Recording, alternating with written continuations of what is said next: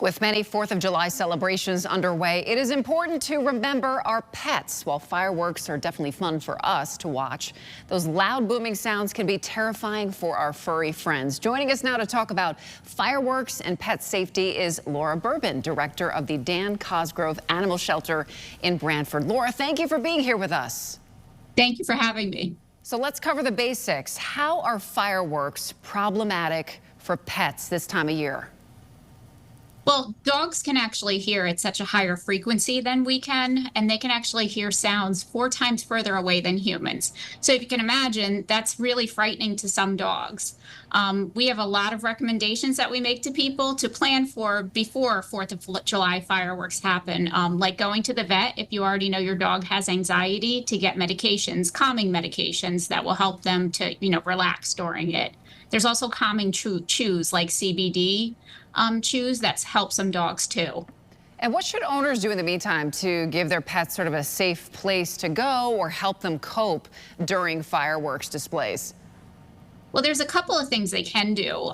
You should really get your dog out and about on long runs or hikes before anything goes on in the evening. That way they're already tired out and hopefully can sleep through some of this. You can also keep a crate open if they're used to being crated, so that way they can go into a small space that they feel comfortable in. Even putting a blanket over that crate sometimes just helps create that barrier for the sound.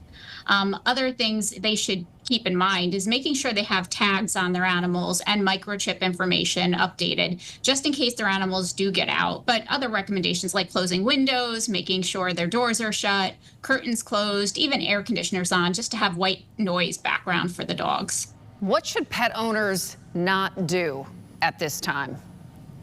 So we don't recommend taking your dogs to barbecues or picnics during fireworks season, just because obviously they can spook. There's fireworks going off all the time, it seems, right after Memorial Day.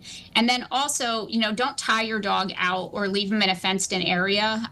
Sometimes people think they're safe that way, but we've heard horror stories of things happening to animals as well. And if they're really, really frightened during fireworks, you should consider staying with them, because we've had people whose animals have been hurt by, just by being home by themselves. Some really good advice. Would you say that the day after the 4th of July is busy for shelters locally?